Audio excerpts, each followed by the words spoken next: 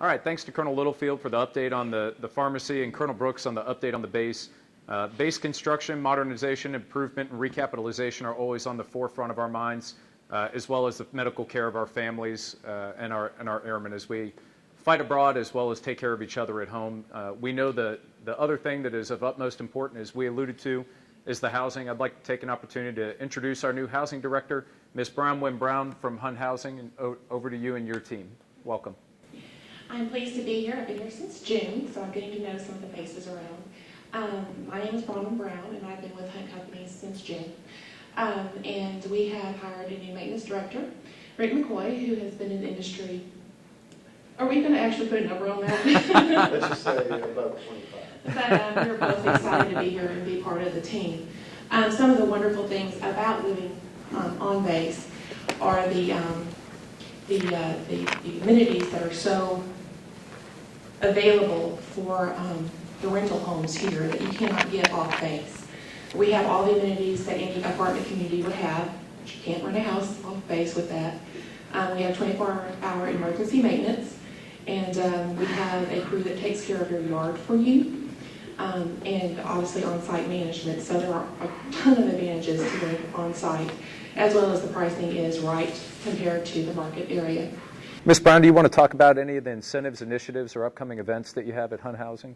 Sure, I'd love to. Right now we have the CEO survey, which is, I like to tell my residents, that's how you tell on us. That's really how you get improvements made. And there's all kinds of questions. It goes from how available management is as to whether you like the style of your home or your floor plan. So definitely go online. It has been sent to all the residents. The survey has, if you have not received a survey, please let my office know, we'll get you one. But that is the loudest way you can speak to the third party who is doing that survey. The results go to the Air Force as well as to Hunt, and that's something that we look at together.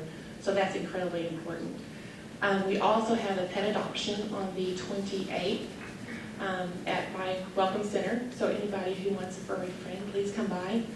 We're taking care of the fees for the first 2 adoptions. And then we also have Life at Little Rock November 7th, which is going to be a festival for everybody to come out and enjoy. We're going to have bounce houses and clowns and just lots of fun. So keep that in mind as well. Fantastic. Well, for those in the Facebook audience and those in here, thank you. Ms. Brown, we appreciate your attendance. Thank you for taking such good care of us. And she'll be available for questions throughout the remainder of the town hall as well, all our experts. So thank you very much. All right, over to my public affairs team. Hi, sir. Sergeant Armstrong. So we just had an individual post on our Facebook page this question.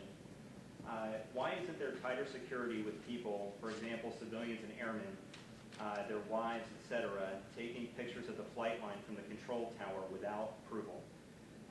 They all need to be educated on this and extended the education to their spouses for the safety of the base. Okay, that may be a deliverable that we get back in 3 working days, unless Colonel McLean, if you have something to add from a flight line perspective. What I can tell you is we are not as tight on security as we used to be, and Major Bodenstein backed me up as it comes to flight line photography. Class A priority assets versus Class B priority assets versus Class C priority asset. The control tower piece is one that we'll have to follow up on, though. That's a new nuance for me, and I'd be remiss if I tried to speak to it right now. So we'll owe a deliverable back to them on that one. Yes, sir. And then here is another question. An individual would like to know, what are the rules for running a business on base? Legal? Yeah. Can you get the mic? I'm the staff judge advocate here for the base.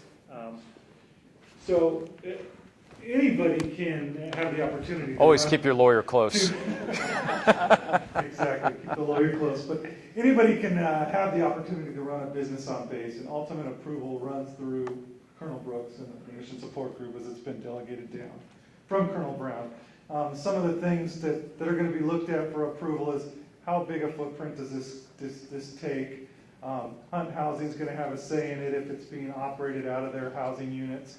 And ultimately, does it compete with APs or with services on base? And if it doesn't compete with either of those 2 entities, It's not an overly broad footprint, and it's not something that would cast a bad shadow on the base. It likely may run up for approval through Colonel Brooks. Okay, and we can follow up on Facebook if we have any more details on that. Thanks, Rob.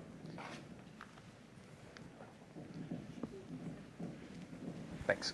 I'd like to go back to the first question, though, and I definitely want to emphasize how serious we take security at Little Rock Air Force Base.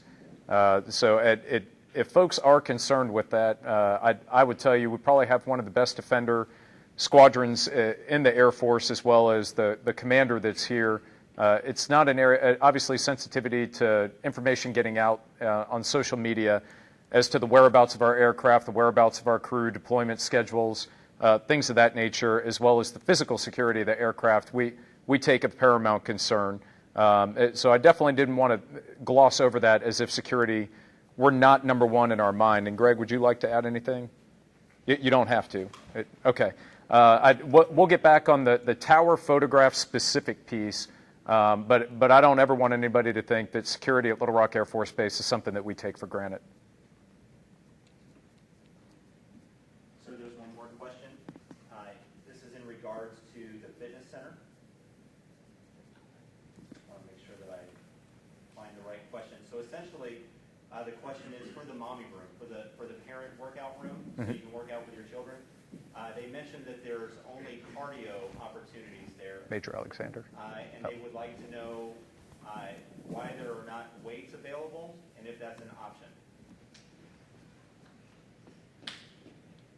It's always an option. I just need to find out why we don't have weights in there. I would like to think maybe a safety issue. From a historical context, that the dumbbells in the mommy area is a safety consideration for the age of the children that are allowed to be in there, that it was deemed that cardio equipment only, and even that we have had some minor incidents where juveniles have gotten on a running belt of a treadmill unintentionally without a toggle switch being clipped to them. We've had rug burns, we've had some minor injuries, and that's with parents that are watching, and everybody is diligent about it. But when you get into free access of dumbbells that can be dropped on little feet, heads in the play area, it's one of those risks that we love the fitness culture we have at Little Rock Air Force Base, but that's one of those risks that goes a little beyond what we can control immediately with Major Alexander's immediate staff within the fitness center.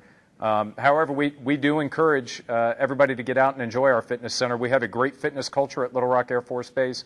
And the programs that we have outside Vital 90, we have workout areas, we have child daycare services that are available. What I recommend that I have seen work well at the fitness center and that I plan on using with my family is I see spouses come in together and one does cardio while one is on the weights and they watch the children in the child area, and then they swap out and the other one comes in, does their cardio on the back half, and the other one is eligible to go out into the fitness area and do whatever exercises they want. I've seen it with pairing, and the teams seem to work out very well. But Major Alexander has a great child daycare service here as well. So there are other opportunities, but we're definitely not willing to risk the safety of our families and their airmen. This says, is there a possibility of having the pedestrian crosswalk signals extended to maybe accommodate for a 10 to 15 second crossing? I walk my kids to school along with other neighborhood kids, and 5 seconds is not enough time to cross safely. So my name is Mike Labmeyer. I'm the base civil engineer, and that is a great question and an easy answer. So yes, we can go take a look at all the crosswalks on base. We can determine what the standard is as far as duration of a crosswalk for a given width that they need to cross. And we'll take a look at all the crosswalks and make sure that we've allotted an appropriate amount of time to cross safely. So it should just be tweaking some settings on the lights themselves. So we'll take that for action. And as we talk traffic safety and we talk schools in particular, I'd like to just point out the new policy on base of not being able to utilize your cell phone at all in any of the school crossing areas. So if you're between the yellow flashing lights on Arnold Elementary, and I would even recommend just during the school hours, there is to be no utilization of your cell phone, period. So Bluetooth, anything that can distract you during those time frames, I see a lot of folks that are still texting and driving. Let's definitely make sure we're paying particular attention to that. The kids are out there as we go into Halloween. We have a lot of safety issues. I know it's a big public service campaign and the civil side right now.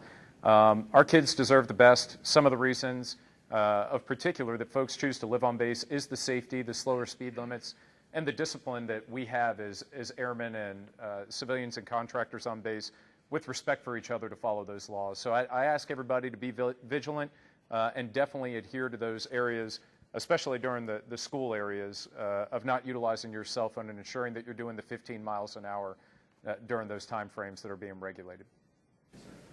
We have another question, sir. Okay. This one is more for the medical side of the house. Thanks, Mike.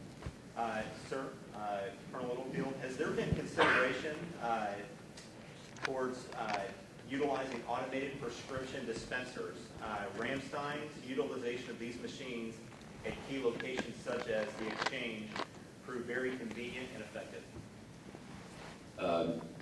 Yes, and so again, all options are on the table. We're looking at that. I've had some experience too, stationed in Aviano. Those types of machines were available, but quite frankly, never worked. So the technology that goes into those machines, one, is very expensive. The capacity to refill is something that has to be looked at as well. So right now, it is not a priority option for us because it just doesn't suit all the requirements for what we need for the number of refills that we're doing. So again, as I mentioned, I think a location of where we can get our refill pharmacy maybe to a different location, or at least expanding that opportunity, is something that's going to better suit our customers. And Colonel Brooks, if you'd like to provide us an update on the schools, latest news on our school system. Yes, sir. So the Jacksonville North Pulaski School District, which was stood up, will actually take effect or assume full responsibility for its school district beginning 1 July of next year.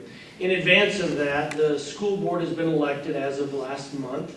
And in advance of taking over, they're doing all of the initial planning and things to start their process as a new school district. So the first thing that's coming up on the 2nd of November of this year, the school board will actually vote to determine where they will construct a new high school. And there are 3 options literally on the table. And I think our community needs to be aware of this because our community does have a voice in the school district in which their children attend school. So that's an important issue for the base populace as well as our military community that live right outside the base as well. They have 3 sites that are proposed. One is a site just off of Main Street with the location of a former middle school. And the second location is the site of the current Jacksonville High School. And then the third location is on an acreage provided by the air base here right outside the Harris Grove Gate, adjacent to the current North Pulaski High School. So those are the 3 locations in which the school district can vote to construct a new high school that will then start a cascading effort of construction and renovations and things as they set up their school district for the future. So we think, quite honestly, any of the options in terms of selection by the school district will represent a positive movement forward for the Jacksonville North Pulaski School District. We also believe that, quite frankly, the air base site provides the school district with the premier opportunity to set themselves up for the long-term future of the school district. But it is entirely up to the school board themselves to determine which option they want to choose. So in conjunction with the high school project, though, I also want to mention a couple other things with that. Once a new high school is constructed and that is underway, the North Pulaski High School site will be converted to a middle school. And then somewhere in that process as well, there will be a new elementary school that will be constructed again on leased property outside the Harris Road Gate here on the installation. That school, once constructed and opened, will result in the closing of Arnold Elementary School on the installation and the closing of the Tolleson Elementary School right outside the Harris Road Gate. So there will at some point in time be a new elementary school for the residents of the base here and in the surrounding community. So those are the 3 big things that are kind of happening in education. I encourage all, parents who have kids in the Jacksonville North Pulaski School District to get involved and make sure their voice is heard to their school board member with respect to what it is they want their school board member to vote on. And just for context, we're looking for the initial opening of any new school to be no earlier than 2018, correct? Probably no earlier than that, that's correct. Okay. Sir. I'm Sergeant Downey for the 19th CES. In regards to prescriptions, I know that there's a difference when it comes to controlled prescriptions, like specifically prescriptions like Adderall, things of this nature. For the mail-at-home option, is that affected? Because I know that, I believe that state law requires new prescriptions every time. That's a great question.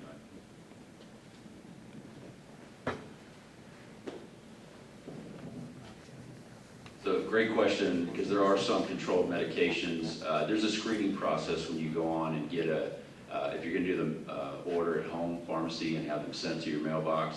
They will go through, because in some indications there are age limits for certain medications. Sometimes there's quantities of prescriptions that are greater than the norm that have to be approved. So for things like that have such a control on them, that would be approved. I don't know the answer particularly for the Adderall, but they go through that just to make sure that they don't get you too far and say, oh, that's not something we can do. If it's not, then we provide another avenue to get that medication for you.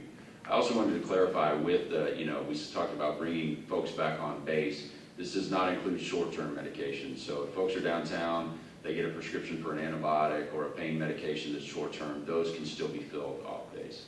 In regards to the air show, so we let the individual know who asked the question about the flight line construction, and they wanted to know, in the meantime or in the future, could there be a place to watch aircraft, like planes taking off, a pavilion or such, where people could go to watch planes come and go, that their daughter would love that? Well, I will tell you, in the spirit of encouraging fitness, from the glass window at our fitness center, you can see just about every takeoff, approach, and landing, as well as from the steps outside of it. As far as a viewing platform, it becomes difficult because we have to secure the location, and then we kind of lose control of that. And if they have so much visibility on it, the chances are they have access to the flight line that we can't monitor. And so we encourage that one of the genius of Little Rock Air Force Base is the Air Force Base is on the lower side of the base, and the industrial side and health and welfare side are up on the upper part of the hill. There are numerous locations down by the Joint Readiness Training Center, and like I say it somewhat in jest, but the fitness center probably has the best viewing area of the airfield operations that you will find in a closed environment, as well as sitting right outside of it. Plans to develop a pavilion, though, probably not in the works, and that all is in the name of flight line security. All right, we're going to wrap up this portion of the town hall meeting and conclude for the evening, but I just want to say thank you to everybody for coming out. I want to thank Hunt Housing for coming out, my group commanders for coming out, the chiefs and first sergeants, the legal team.